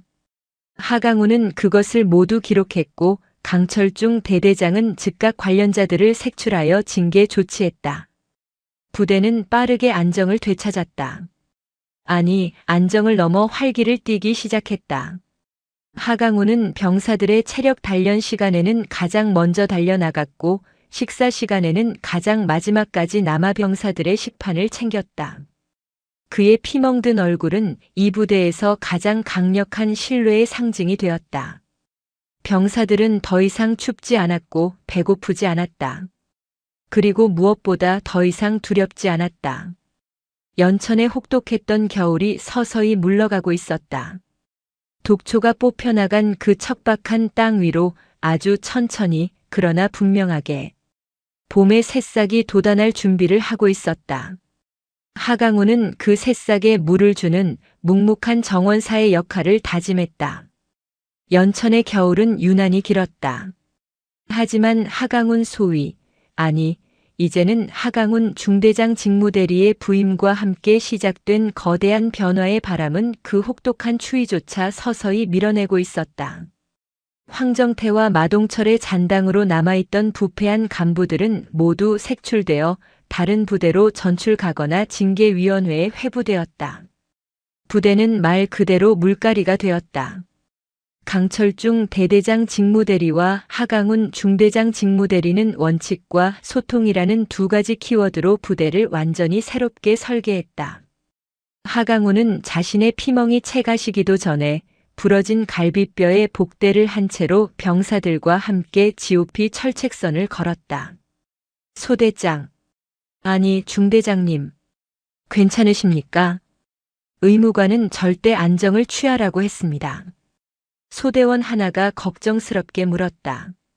하강훈은 땀을 닦으며 웃었다. 괜찮아. 너희들이랑 같이 걸으니까 하나도 안 아프다. 그런데 말이야, 저기 철책선 세 번째 기둥 보수해야 하지 않겠나? 저러다 녹슬어서 무너지면 어떡하나. 이전의 지휘관들은 서류상으로만 철책 점검 완료 도장을 찍었다. 하지만 하강훈은 직접 걸으며 병사들의 눈높이에서 문제점을 찾아냈다. 그는 병사들에게 보고가 아닌 대화를 요청했다. 필요한 게 뭐냐? 불편한 게 뭐냐? 내가 고칠 수 있는 건 당장 고치겠다. 내가 못하는 건 대대장님께, 아니 군단장님께 직접 건의해서라도 뜯어 고치겠다. 너희는 그저 건강하게 복무하고 적이 나타나면 싸워 이길 준비만 하면 된다. 변화는 사소한 곳에서 시작되었다. 병사들의 건의로 매주 수요일은 사제 햄버거 데이가 되었다. 물론 군단 보급 예산 안에서 하강훈이 직접 군수 참모와 담판을 지어 얻어낸 결과였다. 낡아서 물이 새던 샤워실은 육군단 공병대의 지원으로 한 달 만에 최신식 시설로 교체되었다. 무엇보다 가장 큰 변화는 사람이었다. 하강훈은 조광필 중사 같은 폭력적인 하사관 문화를 뿌리 뽑기 위해 존중을 강조했다. 병사들은 너희의 부하이기 이전에 누군가의 귀한 아들이다. 그리고 너희의 전우다. 주먹이 아니라 말로 지휘하라. 통제가 아니라 설득으로 이끌어라. 그것이 안 되면 나에게 데려와라. 내가 설득하겠다. 하강훈의 중대는 5사단, 아니 육군단 전체에서 가장 밝은 부대로 소문나기 시작했다. 병사들의 얼굴에는 웃음꽃이 피었고 훈련 성과는 이전과 비교할 수 없을 정도로 향상되었다. 야라 사레칸이 아닌 자발성이 훈련의 중심이 되었기 때문이다. 우리 중대장님은 우리가 지킨다. 병사들 사이에서는 이런 말이 공공연하게 돌았다. 하강훈이 자신들을 위해 피 흘렸듯이 이제는 자신들이 하강훈을 지키겠다는 암묵적인 맹세였다. 석 달이 지나고 연천의 땅이 녹아내리며 진달래가 피어날 무렵 하강훈의 찢어졌던 입술과 부어올랐던 눈은 이제 흉터 하나 없이 깨끗해졌다. 하지만 그날의 기억은 그의 눈빛을 더욱 깊고 단단하게 만들었다. 그의 아내 혜성은 주말마다 남편을 찾아왔다. 예전처럼 불안한 마음이 아니었다. 그녀는 부대 정문에서부터 남편을 향해 밝게 웃으며 경례하는 병사들을 보며 자신의 남편이 얼마나 위대한 일을 해냈는지 실감했다. 당신 얼굴 정말 좋아졌네. 당신이 매주 싸우는 도시락 덕분이지. 하강훈은 혜성의 손을 잡았다. 그들의 사랑은 그 혹독했던 겨울을 견디며 더욱 견고해졌다. 그리고 하강훈의 미래를 결정지을 소식이 들려왔다. 육군 본부에서 하강훈 소위의 정식 중대장 발령과 함께 한 계급 특별 진급이 결정되었다는 공문이 내려왔다. 그는 대한민국 육군 역사상 가장 극적인 이유로 소위에서 중위로 조기 진급하는 장교가 되었다. 진급식이 열리던 날 5사단 연병장에는 뜻밖의 인물들이 방문했다. 바로 백사자 권지현 장군과 육군단장 이계훈 중장이었다. 이계훈 군단장은 직접 하강훈의 어깨에 새로운 계급장, 빛나는 중위 다이아몬드를 달아주었다. 하중위. 아니 하중대장. 이계훈의 목소리는 감격에 차 있었다. 자네가 바로 우리 육군단의 자랑이자 육군의 희망일세. 자네의 그 피멍이 이 부대를, 아니 이 5사단을 통째로 살려냈네. 고맙네, 정말 고맙네. 아닙니다. 군단장님. 하강훈은 늠름하게 경례했다. 진급식이 끝나고 하강훈은 장모 권지현과 부대 뒤편의 작은 언덕을 함께 걸었다. 어머님, 그날 와주셔서 감사했습니다. 하서방. 권지현이 걸음을 멈추고 사위를 바라보았다. 내가 간 것이 아닐세. 자네의 신념이 나를 부른 것이지. 그녀는 사위의 어깨에 달린 열쇠부대 마크를 손으로 만졌다. 나는 자네가 군인 집안의 사위라는 배경에 기대어 편한 길을 가길 원치 않았네. 그래서 자네가 5사단 최전방으로 간다고 했을 때도 말리지 않았지. 하지만 자네는 증명해냈어. 배경이 아니라 자네 자신이 진짜 군인이라는 것을. 과찬이십니다, 어머님. 과찬이 아니야. 자네는 내 사위이기 이전에 내가 평생을 바친 이 군의 가장 훌륭한 후배일세. 하중이 자네의 그 소신. 절대 잃지 말게. 자네가 그 소신을 잃는 순간 자네가 피 흘려 살려낸 이 부대도 저 병사들도 다시 겨울로 돌아갈 걸세. 명심하겠습니다. 권지현은 인자하게 웃으며 하강훈의 손을 꼭 잡아주었다. 이제 자네의 미래는 내가 아니라 자네 스스로 열게. 자네는 이미 그럴 자격이 충분해. 아니, 자네는 이 썩어 빠진 문을 열어젖힐 새로운 열쇠 그 자체야. 그때 중대 행정병이 달려와 하강훈에게 작은 소포를 건넸다. 중대장님, 얼마 전에 전역했던 김 병장님과 박 상병이 보낸 편지입니다. 그들은 황정태와 마동철 밑에서 가장 고통받았던 병사들이었다. 하강훈이 오고 나서야 비로소 웃음을 되찾고 무사히 전역했던 그들이었다. 하강훈은 혜성과 권지현이 지켜보는 앞에서 소포를 열었다. 그 안에는 서툰 글씨로 꾹꾹 눌러 쓴 감사 편지와 함께 수십 명의 전역한 병사들이 함께 찍은 사진이 들어있었다. 하강훈 중대장님께. 중대장님이 아니었다면 저희의 군 생활은 지옥 그 자체였을 겁니다. 저희가 추위에 떨 때 중대장님은 저희 대신 피를 흘리셨습니다. 저희가 배고플 때 중대장님은 저희의 밥을 챙겨주셨습니다. 그 피멍든 얼굴을 저희는 평생 잊지 못할 겁니다. 저희는 비록 전역하지만 중대장님 같은 분이 지키는 나라라면 저희는 밖에서도 두 발 뻗고 편히 잘 수 있습니다. 저희의 영원한 중대장님, 진심으로 감사드리고 존경합니다. 충성. 하강훈은 편지를 읽으며 자신도 모르게 다시 한번 뜨거운 눈물을 흘렸다. 그것은 고통이나 분노의 눈물이 아니었다. 감동과 교훈, 그리고 자신이 걸어갈 군인의 길에 대한 확신이 담긴 뜨거운 눈물이었다. 그는 눈물을 닦고 자신을 자랑스럽게 바라보는 아내와 존경하는 장모님을 향해 환하게 웃었다. 저 멀리 연천의 철책선 위로 그 해의 가장 따뜻한 봄 햇살이 쏟아지고 있었다. 하강훈의 중위 진급식은 그렇게 한 개인의 영광을 넘어 부대 전체의 축제로 마무리되었다. 이계훈 군단장은 하강훈의 부대의 육군단 최우수 전투 중대 표창을 수여하며 그의 공로를 공식적으로 치하했다. 이것은 단순한 상징이 아니었다. 불과 몇 달 전만 해도 비리와 폭력으로 얼룩졌던 최악의 부대가 한 사람의 신념과 용기로 인해 최고의 부대로 거듭났음을 군 전체에 공표하는 순간이었다. 강철중 대대장 직무대리 역시 하강훈의 든든한 조력자였다. 그는 모든 행정적 지원을 아끼지 않았고 하강훈이 오직 중대원들에게만 집중할 수 있도록 방패막이가 되어주었다. 하중이, 자네 덕분에 나도 군 생활하는 맛이 나네. 강철중은 진심으로 그를 격려했다. 진급식이 끝나고 하강훈은 아내 권혜성, 그리고 장모 권지현과 함께 부대 밖 연천 시내가 한눈에 내려다 보이는 작은 식당에서 조촐한 식사를 가졌다. 황정태와 마동철이 병사들의 돈을 갈취하던 그런 유착의 장소가 아닌 정직한 군인들이 땀 흘린 뒤 시원한 막걸리 한 잔을 나눌 수 있는 소박한 곳이었다. 어머님 많이 드십시오. 이곳 두부 전골이 일품입니다.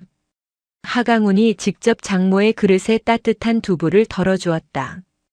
권지현은 그런 사위를 흐뭇하게 바라보았다. 하서방. 아니 하중이.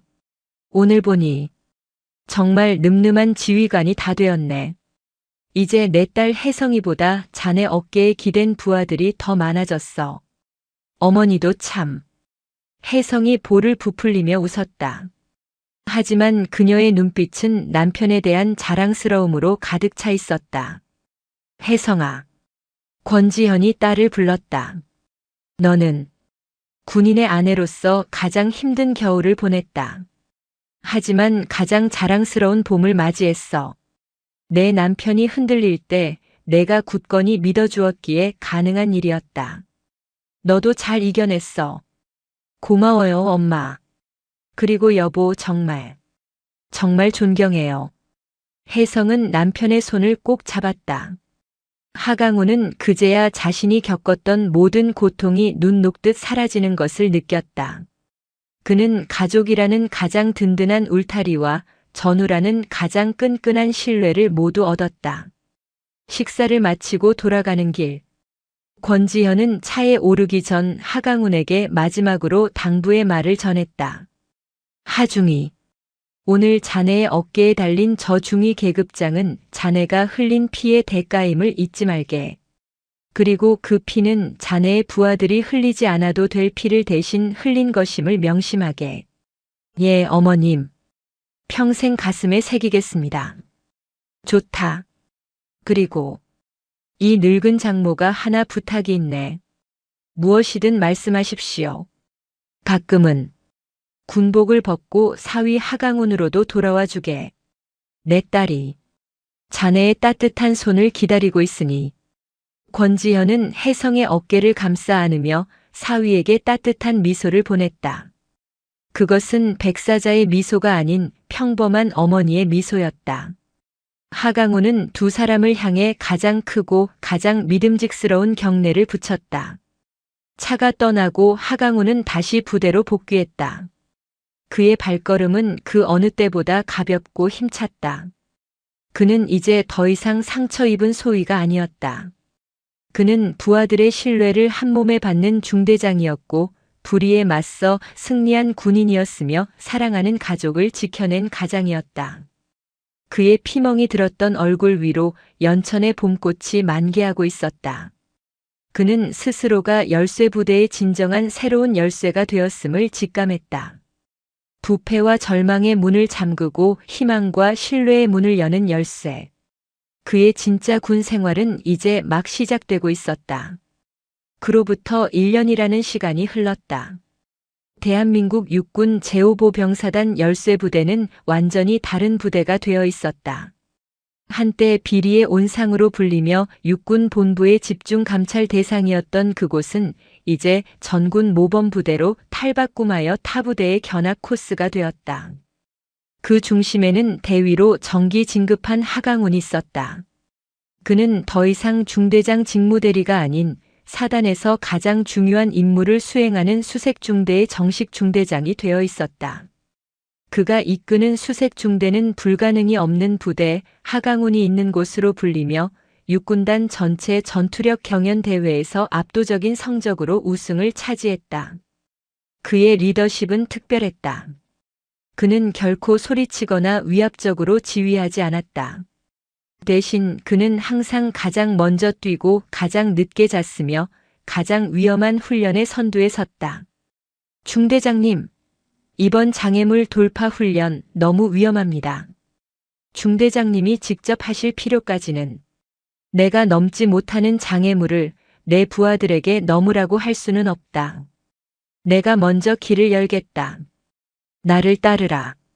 그의 부하들은 그런 하강운을 존경했다. 그들은 하강운을 위해서라면 불길 속이라도 뛰어들 준비가 되어 있었다. 부대의 문화도 바뀌었다. 참교육의 폭풍이 휩쓸고 간 자리에 자율과 책임이라는 새로운 문화가 자리 잡았다. 병사들은 더 이상 지시 때문에 움직이는 것이 아니라 자신들의 부대와 전우를 지켜야 한다는 명확한 목표의식을 갖게 되었다. 이계훈 군단장은 중장으로 재임하며 육군단을 철통군단으로 만들었고 그 과정에서 하강운을 자신의 가장 날카로운 칼로 아꼈다. 그는 종종 하강운을 군단 사령부로 불러 다른 지휘관들에게 그의 혁신적인 부대 운영 사례를 발표하게 했다. 여기 있는 하 대위가 내가 여러분에게 말했던 참군인의 표본이요. 그의 얼굴에 있던 피멍을 기억하시오. 그 피멍이 우리 군을 이만큼 깨끗하게 만들었소. 부하를 춥고 배고프게 만들지 마시오. 그리고 그들의 신념을 꺾지 마시오. 이계훈의 말은 육군단 전체에 철칙이 되었다. 한편 군사교도소에 수감된 황정태와 마동철, 조광필의 소식도 간간히 들려왔다. 그들은 자신들의 형량이 과하다며 항소를 거듭했지만 군사법원은 단 한 번의 감형도 허락하지 않았다. 그들은 군의 뿌리를 썩게 만든 죄의 대가를 차갑고 어두운 감방 안에서 혹독하게 치르고 있었다. 그날은 유난히 화창한 주말이었다. 하강우는 오랜만에 휴가를 내어 아내 혜성과 함께 서울 현충원을 찾았다. 여긴 어쩐 일이에요? 혜성이 의아해하며 물었다. 따라와 보면 알아. 하강훈이 멈춘 곳은 권지현 장군의 아버지이자 혜성의 할아버지, 즉 한국전쟁의 영웅이었던 고 권 장군의 묘비 앞이었다. 하강훈은 묘비 앞을 깨끗이 닦고 준비해온 국화꽃을 바쳤다. 그리고 그는 혜성의 할아버지를 향해 거수 경례를 붙였다. 오늘은 제 장모님이자 당신의 따님이신 권지현 장군님의 생신입니다. 혜성이 놀라 눈을 크게 떴다. 사실 어머님께는 비밀로 하고 작은 선물을 준비했어. 하강훈은 아내를 데리고 현충원을 나와 근처에 있는 권지현의 집으로 향했다. 집에는 권지현 장군이 예비역 동기들과 조촐한 담소를 나누고 있었다. 아니, 하서방. 자네 오늘 부대에 있어야 하는 날 아닌가? 권지현이 놀라 사위를 맞았다. 어머님 생신 축하드립니다. 하강훈이 쑥스러운 듯 케이크 상자를 내밀었다. 이런 걸 다 혜성이가 시켰나 보군. 아니에요, 엄마. 이 사람이 직접 준비했어요. 심지어 나도 속았다니까. 그때 하강훈이 품에서 작은 상자 하나를 더 꺼냈다. 어머님, 이건 제가 드리는 진짜 선물입니다. 권지현이 상자를 열자 그 안에는 하강훈이 직접 손으로 한자 한자 눌러 쓴 편지가 들어있었다. 제가 가장 존경하는 어머님께, 어머님께서는 저에게 군인의 신념을 가르쳐 주셨습니다. 그 신념이 무엇인지 몰랐던 철부지 소위였던 저는 연천의 혹독한 겨울 속에서 제 모든 것이 꺾였다고 생각했습니다. 하지만 어머님은 그날 저에게 백사자의 포효가 아닌 어머니의 눈물로 다시 일어설 힘을 주셨습니다. 어머님께서 닦아놓으신 그 명예로운 군인의 길을 이제 제가 따라 걷고 있습니다. 저는 아직 어머님의 발끝에도 미치지 못하는 부족한 후배이자 사위입니다. 하지만 감히 약속드립니다. 어머님께서 저에게 가르쳐 주신 대로 제 부하들을 춥게 만들지 않겠습니다. 제 부하들을 굶주리게 만들지 않겠습니다. 그리고 그 어떤 불의도 제 부하들의 신념을 꺾도록 내버려 두지 않겠습니다. 어머님의 사위임이 그리고 어머님의 후배임이 제 일생 가장 큰 자랑입니다. 생신 진심으로 축하드립니다. 충성. 어머님의 사위, 육군 대위 하강훈 올림. 권지현은 편지를 읽는 내내 아무 말이 없었다. 그녀는 조용히 안경을 벗어 눈가를 닦았다. 평생을 백사자로 불리며 강인하게 살아왔던 그녀의 눈에 따뜻한 눈물이 고였다. 그녀는 말없이 사위를 끌어안았다. 고맙네. 하서방. 자네야말로 내 일생 가장 큰 선물이네. 혜성은 그 모습을 보며 세상에서 가장 행복한 미소를 지었다. 그날 저녁 세 사람은 마당에 앉아 함께 저녁 식사를 했다. 하강훈은 장모에게 자신이 새롭게 구상하고 있는 스마트 GOP 경계 시스템에 대해 열정적으로 설명했고 권지현은 현역 시절의 경험을 바탕으로 날카로운 조언을 아끼지 않았다. 하강훈의 미래는 밝았다.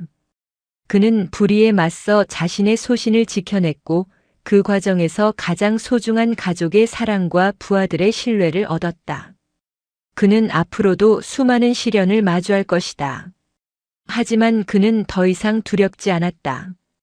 그의 곁에는 그를 무한히 믿어주는 아내가 있었고 그의 등 뒤에는 그가 평생 따를 백사자 장모님이 버티고 서 있었으면 그의 앞에는 그를 따르는 수백의 새로운 열쇠들이 함께하고 있었다. 하강훈은 깨달았다.